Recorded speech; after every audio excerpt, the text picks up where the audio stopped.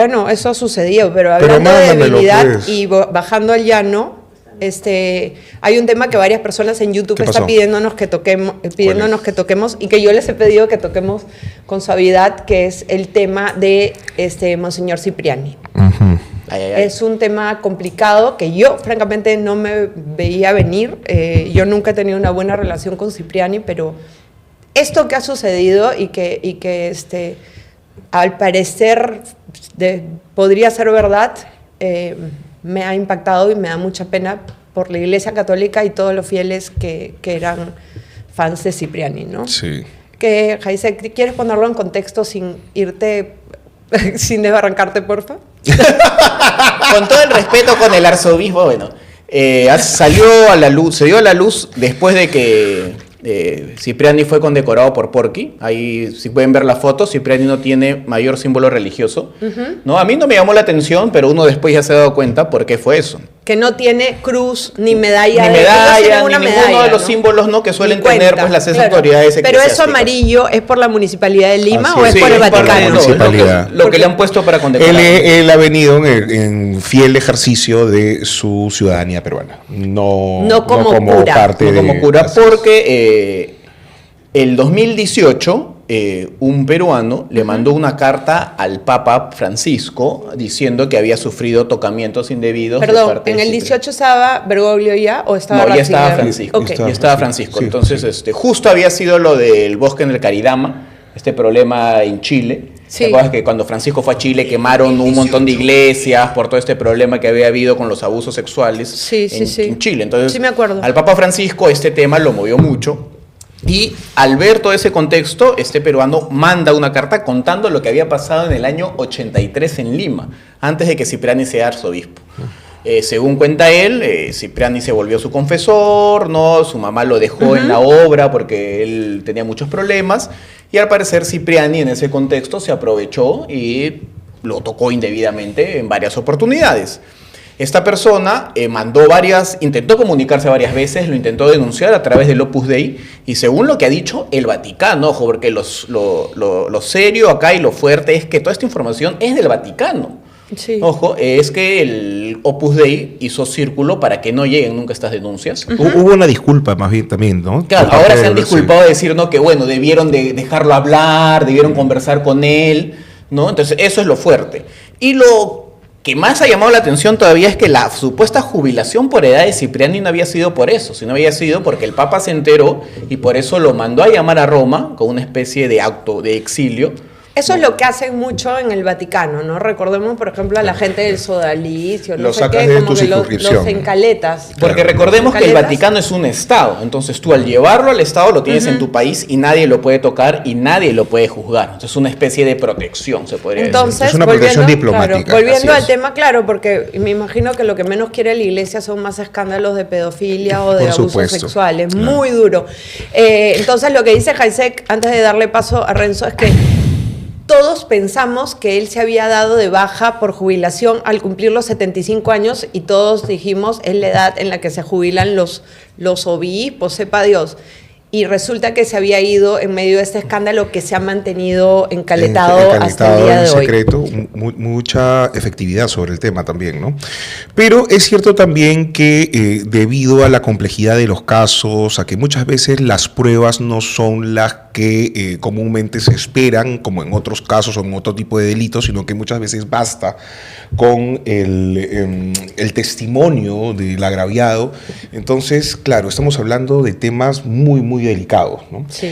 Ahora, hay una serie de criterios, ¿no? Son como 6, 7, pero son 3 los más importantes. Y dentro de esos 3 hay uno, que es la constancia o la consecución de este tipo de actitudes, cosa que no ha pasado en el caso de Cipriani. A ver, desarrolla. Es decir, parece que es solo este elemento. En el año 1983 y solamente habría pasado con este... Ya, bueno, pero... No, eso ya estamos hablando de simplemente los criterios. Okay. O sea, no digo que con eso hay que desvalorar, claro, que los testimonios no estén mal, pero digamos a lo que voy es que... Pero parecido, ahora están hablando, en la segunda nota sobre esto, ya están hablando de un segundo caso, ¿no? Ya, pero se está hablando. Entonces yo particularmente quisiera ver toda la película completa. Es una cosa muy complicada, muy jodida, porque tiene que ver además con una persona que ha presidido la iglesia durante muchísimos años. Entiendo que también debe tener bastantes enemigos y entiendo cómo es la política también, y no tampoco, por supuesto, pretendo desvalorar ni pretendo anular el testimonio de una persona que se siente apuntada, con la cual, porque es una víctima, ¿no es cierto? Entonces, claro, pero hay, digamos, procesos que en este momento están en curso y, bueno, que tenga que ver lo que tenga que venir, ¿no? Yo prefiero un poco más de tranquilidad. Sí, pero tú lo dices como católico y no,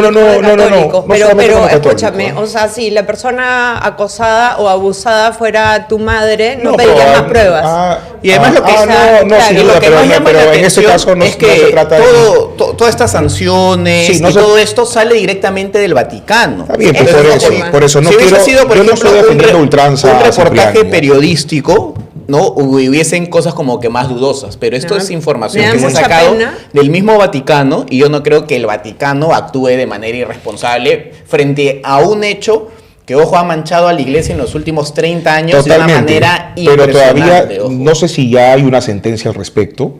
No sé si hay un problema, entonces yo particularmente prefiero tener cierta tranquilidad. Tengo una pregunta. Si esto ha sucedido, si él se dio de baja 2019, no 2017. 2019, porque es después, la carta es del 2018 y después de la carta es que le dan de baja. 2019, estamos en el 2025. El Vaticano solamente te da, digamos, una penalidad, o sea, vas a vivir en estas mazmorras doradas el resto de tu vida y no volverás a ver tu país, o inician un juicio. ¿Y cuánto tiempo puede durar un juicio por un caso así? Bueno, lamentablemente en muchos casos no se inicia juicio y terminan en un exilio, se podría decir, dorado en la iglesia, porque como son un estado nadie puede entrar. Y eso es contra lo que ha estado peleando no solo Francisco, sino Benedicto. El mismo Benedicto hizo un montón de reformas. Recuerda, ojo, hace poco se ha terminado de disolver el sodalicio, que vino de años de denuncias que se taparon. El sodalicio ha tenido mucho poder político y económico, al igual que el Opus Dei, ¿no? Acuérdate, muchos de los altos mandos del Opus Dei también han salido con estos escándalos. Entonces, al parecer, tanto el sodalicio como el Opus Dei hablan mucho del sometimiento, ¿no? De someter al creyente, y al parecer esas prácticas han degenerado cuando han caído pues en malas manos, ¿no? De ciertas personas. Yo no creo, la verdad, que el Vaticano haya actuado de manera así, no tan... Entonces, ¿tú crees que lo que dice el Vaticano es cierto? Renzo decide esperar hasta que el juicio, si es que llega a haber un juicio, diga algo, y yo me sigo haciendo preguntas, porque el cardenal Cipriani vino a Lima para el Porky Fest, ¿no? Porque le reventó cohetes, lo puso debajo de la luz, y porque lo puso debajo de la luz apareció digamos, cadáver que tenía escondido en un closet. Porque si no hubiera venido para que Porky le reviente cohetes al mismo tiempo que Díaz Ayuso, que apareció Francisco Pizarro, o sea, ya yo creo que la confrontación de Porky contra cualquier cosa que también no represente... Y también me imagino a todos los pro Opus Dei o los Opus Dei, si es que esto le hubiera pasado de repente a un jesuita o a alguien de la iglesia. Estamos todo el día torturando a Susel por el trans. Justo te iba a decir eso, ¿no? Y claro, o sea, por supuesto que es totalmente deleznable, asqueroso lo que ha pasado ahí, y bien hecho que esté en la cárcel, porque además se prueba. Lo recordamos, pero claro, exactamente. Entonces yo creo que sí hay un poco de doble rasero en este sector de la derecha, que es una suerte de derecha eclesiástica. Y al parecer el problema de todo esto ha salido a la luz. ¿Por qué? Porque entre las sanciones que tenía Cipriani impuestas por el Vaticano, ojo, era no dar declaraciones políticas. Ha metido la pata, se ha ido... Ha venido como civil, ¿no? Como bien dijo Renzo Elizabeth, ha venido como civil, pero ha roto más o menos como se podría decir, el pacto que tenía pues con el Vaticano. Sí. Aunque dicen que... Siempre fue un poco Goyita, eso, ¿no? Te quiero mucho, Goyita Benavides. Porque, a ver, el historial de Cipriani no es un historial propiamente eclesiástico de la iglesia o que tenga que ver, digamos, con una conducta propia de un prelado, sino que además el tipo siempre ha tenido vinculación, o sus actividades no solamente han estado dentro de la iglesia, sino que además incluso han salido un poquito de ellas. Recordemos además la colaboración que tuvo con el tema de los el rescate de la embajada. De la embajada de Japón. Sí. También recordemos cuando salía a fumarse su pucho y decía que los derechos humanos eran cojudeces. Claro. Bueno, dijo que la coordinadora de derechos humanos era una cojudez. Pero Tomato. No.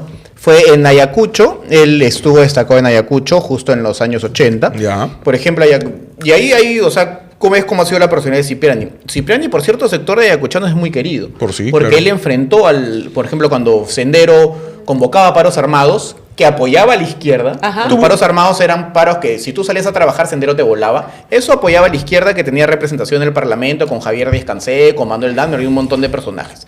Cipriani se oponía a eso y hacía que el pueblo ayacuchano salga a la calle para que no le tengan miedo a los terroristas. Era súper político. Pero político del otro lado del derechos humanos, ahora, ¿no? Él puso un letrero en el local de la iglesia, no sé cómo será, derechos humanos, que dijo: acá no se aceptan denuncias de derechos humanos. Bueno, eso ¿no? es. No, sí, y eso fue lo que marcó, ¿no? Claro.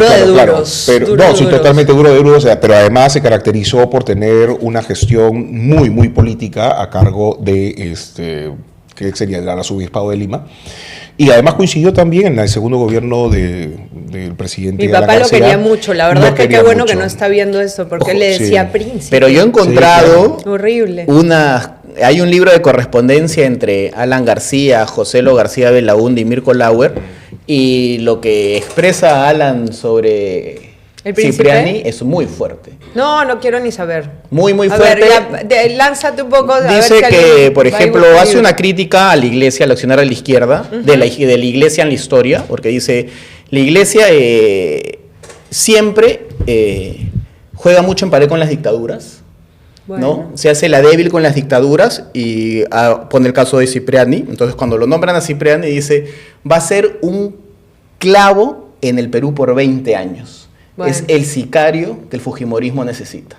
Eso es mucho antes de que se hicieran amigos eso y que lo quisiera tanto. Del 98 al 2000. Porque a mí me consta. Además, escúchame, perdón, ahora voy a poner en duda algo. Con el amor que yo tengo por Joselo y el respeto que siento por Mirko, ese libro del que hablas es un libro de correspondencias, y yo, con el amor que siento por Joselo, nunca he estado de acuerdo con que se abran correspondencias de una persona fallecida, porque es como si abrieran tu cerebro. Entonces, no hay derecho de que algo que tú no has querido publicar se publique después de muerto, porque para los señores consideran que tiene un interés político, no sé qué. Entonces, entiendo lo del libro, no me consta que haya sido así y no le puede constar a nadie. En todo caso, Carla, la anécdota sería lo que dice el libro y lo que quede finalmente lo que pasó en los últimos años, que fue efectivamente una relación bastante cordial entre el presidente Alan García y el príncipe. Como te digo, le hubiera dolido el príncipe, ¿cómo era el príncipe? Claro, qué fuerte, qué triste el príncipe de la iglesia, pues acá en Perú, claro. En la yo estoy cantando a José los... cuando dicen el príncipe, y yo, qué triste fue decirnos adiós. Ahora, hay una cosa que dice Málaga muy interesante. Mira, dice, no se entiende cómo el Vaticano lo habría sancionado por la gravedad de la denuncia, pero sin haber una resolución del caso. Eso es justamente lo que te decía, ¿no? O sea, todavía está un proceso. Y él dice, es decir, ¿qué va a pasar con esa denuncia? Y es cierto, ¿cuál va a ser el futuro de esto? ¿No? O sea, se ha hecho una primera... porque ya está la cosa mediática. Raro, claro. Ya está la cosa ya mediática. explotó. Claro. Entonces, ¿qué cosa pero pasa? Eso es muy... Pero eso ha hecho la iglesia... Eso ha hecho la iglesia muchas veces, ojo. Ya. Para evitar llevar a juicio a muchos, o sea, ha llevado al exilio, ha dejado ahí el tema y no ha ahondado más. Lorena, ¿ya dijiste cómo se pronuncia? Pero si hay, por ejemplo, una denuncia penal aquí en el Perú, ¿qué pasó? Es que ya le pregunté, estamos hablando hace rato del cardenal y quiero que Lorena nos diga cómo se pronuncia. Quieren que diga Cipriani. Cipriani. 2 siglos en el Raimondi y ya estamos. Kinder en el Raimondi. Claro. Ya, Baela, Cipriani. Sí. Tengo una mala noticia para Lorena. Creo que Baella es un apellido español, más bien. Déjala, pero ¿por qué le hace Roche? No, yo ya sé eso. Es como la paella. Claro. Paella, claro. Paella, por favor, me trae una paella. Claro, lo que pasa es que pensando, por ejemplo, en un posible juicio penal que podría abrirse a Cipriani perfectamente, lo que diga finalmente la iglesia y cualquier acción que haga la iglesia va a ser tomado como una suerte de prueba. Entonces, al final no va a ser agüita de malva, ¿no? De prueba dentro de un proceso. Ibas a decir agüita de coco, yo de malvas, dije. Algo raro. Tocamientos, agüita de coco. Dentro del... Basta, estamos hablando de un tema serio. Sí.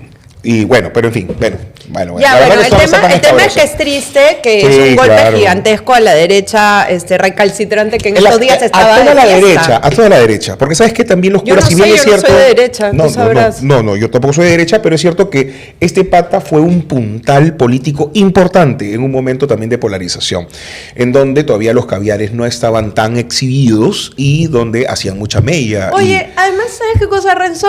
Todo el mundo, yo me acuerdo, perdón, cuando en la época del gobierno de Alan II, yo no era pues demasiado fan de Cipriani, porque yo siempre he sido una activista de los derechos de las personas, y a Cipriani no le encantaban los derechos de las personas. Entonces él se refería a mí como esa, o le decía a mi papá, tus hijos tan lindos, y la otra. Y a mi papá, que le encantaba jorobar, me decía, ha venido Cipriani y me ha dicho la otra, entonces se refiere a ti como esa. Y yo le decía, es un galardón para mí que un cura como ese. Total, que al final de la vida yo cambié, la vida cambió, y empecé a no detestarlo y a sentir cierto respeto por él. O sea, además con mi historia, yo con lo antiterruca que soy. Además parecía muy honesto en sus cosas, como que lo decía con mucha... ya se va de boca, pero yo me acuerdo de haber en Twitter hecho campaña para que se calle el cura, porque yo creo un estado laico, y entonces él hacía todo tipo de declaraciones así. Pero es cierto que también están los curas caviares y la izquierda, que también hacían lo suyo. Amigo mío, veo a este pata, ¿cómo se llama? Castillo. Y es de locos, o sea, el cura está a favor de María Maricón. Y nadie dice nada. Los otros que tanto fustigaban a Cipriani, ahora no le dicen nada porque están de acuerdo con el cura. Entonces ya no dicen ya. El cura salió a defender María Maricón, a decir que era una censura, que no tenía por qué meterse al Ministerio de la Mujer. Oiga, métase detrás de su sotana, que se mete en cosas del país. Métase. Claro. Pero es que, por ejemplo, ahí... ¿Cómo se va a meter el cura? Y encima defender una cosa que ataca a la Virgen María, oye. Bueno, los curas han defendido muchas veces muchas sátiras ante la Iglesia Católica. Ojo, esta más anticura. Esta Perdóname, ola de censura de la Iglesia es moderna. Más bien los mismos curas escribían sátiras contra la misma Iglesia antes. No, más bien se ha perdido ese, se podría decir, lado amable del catolicismo, y se está volviendo un poco más intolerante, y eso permitió que el catolicismo sea mucho más moldeable que ciertas religiones, y por eso avanzó mucho más. Es cierto, eso se llamaban los famosos goliardos. ¿Qué es eso? Que eran, tú sales con unas cosas goliardos. Sí, los goliardos, y famosos, y se habla también mucho de los cantos goliardos, que además salen mucho. ¿Qué es eso? Ya pues. Que son esta suerte de sátiras que se hacían contra la Iglesia, y que lo hacían además muchos estudiantes de seminaristas, que eran, digamos, gente que se habla mucho de la Edad Media y la Edad Oscura, y en verdad no era tan oscura porque era gente que estudiaba mucho, y a partir de ahí dio ese gran salto. Pero con lo que decías de ahora, lo criticaban a Cipriani, por ejemplo, yo no soy hincha de Cipriani, pero me parecía mal que lo criticaran por dar su punto de vista. ¿Y te parece mal que yo critique a Castillo por dar su punto de vista? También, porque que ellos sean líderes de la Iglesia no implica que ellos se tengan que callar. Lo critico mil veces. Pinche Castillo, ¿por qué tienes que decir cosas que se meten en la política nacional o ponerte a defender cosas que... Gracias, Torito 21. Porque ninguna persona pierde su derecho a opinar sobre política. Así como Cipriani tenía derecho a opinar, ojo, yo nunca he sido hincha de Cipriani, pero me molestaba la gente que le decía, ¿y ese por qué opina? Porque tiene derecho a opinar, es un peruano, ya vive acá y tiene derecho. Y el problema de los católicos... Mañana un judío se mete a la iglesia y se pone a determinar qué lectura se hace y cómo se ponen las velas, o sea, no friegues, pues hay instancias, hay niveles, como dice Leslie Shaw. Y hay que tener un poco de solemnidad, efectivamente distancia, cierta gravedad del cargo, porque además tú, con tu opinión, sabes que puedes de alguna u otra manera torcer el tema. Eres el pastor de los fieles de la iglesia y de alguna manera llevas la voz de Dios en tu palabra. Hay que tener un poco de cuidado, ¿no? Uno no puede cometer excesos verbales, sobre todo cuando tienes un cargo tan importante. Bueno, y como Jaise, que se le molesta que yo critique a Castillo, a ver qué me vas a hacer, pues a ver, te quiero ver en la cancha. Escúchame, Castillo... No a la censura. La gente fue y quiere ir a su casa a rezar el rosario. Me parece súper católico. En latín. Pararse a rezar el rosario. En latín, claro. ¿Alguien sabe? Pero debe sonar bacán. En latín. Vania, la gente de Locum, pues. Acuérdate que cuando Es de Vania. varios No Es de Vania, vive en México, pero va a hacer un programa online, creo. ¿Ah, sí? Un saludo para mi amiga Vania. Sí, claro. Sí, porque si no empieza la cruzada, sale Vania a matarme. Se queda claro. Todo bien con Vania. Bien, Vania, vamos. Vania, Rerum Novarum. Es algo que le cuesta. No, mi gran amiga. La Vania. Sí, le mando un abrazo. Es ella, sabe que es radical y es feliz siendo radical. Además que y lo dice. Ella disfruta siendo una radical de derechas. Totalmente. Me parece bien. Es feliz y la verdad es que yo creo que la han chancado bastante y la mujer se ha sabido defender. Sí, eso está bueno, por ejemplo. Que no se victimiza como otras del otro espectro, por ejemplo, ¿no? Ya, de nuevo vamos a entrar. Regresamos con Lucía Alvites. No. Bueno, pero volviendo al tema de este Monseñor Castillo, ya podemos sacar a Cipriani de ahí. ¿Cómo se parecía a Gargamel, no? Pero bueno, el tema es que sacando hablemos de la sexualidad de Gargamel. Escúchame. Castillo van a ir a rezar a su casa y el pastor de los fieles católicos ha pedido que la policía lo cuide de los rezos. Pero eso me parece rarísimo. Es lo caso, pero justamente en medio de esta polarización hay una serie de cosas que me parecen alucinantes. En la mañana me manda un pantallazo Jaisek. Papá, no estás viendo el programa, me está llamando.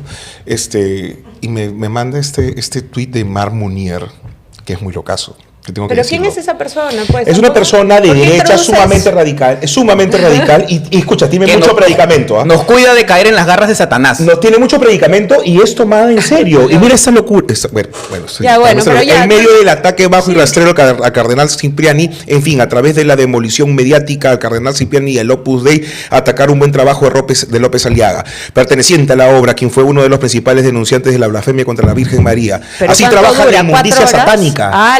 Ya meten el factor. Bueno, no son pocos. A lo que voy es que este tipo de cosas. Ya no son la polarización es chiflada. Para que veas. Y mañana sale la mujer que antes me escribía, seamos amigas, todo a insultarme porque a mí me parece que su tweet es de locos. Sí, claro. ¿No? O sea, jamás se me hubiera ocurrido leerlo, pero gracias, Renzo, pero es de terror ese nivel.